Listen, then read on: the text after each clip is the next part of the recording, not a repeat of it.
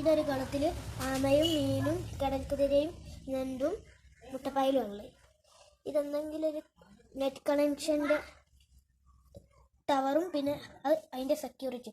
ഇത് ടോയ്ലറ്റ്, ഇതൊരു വീട്, ഇത് രാജാവിൻ്റെ കൊട്ടാരം, ഏറ്റവും വലിയത് രാജാവിൻ്റെ കൊട്ടാരം.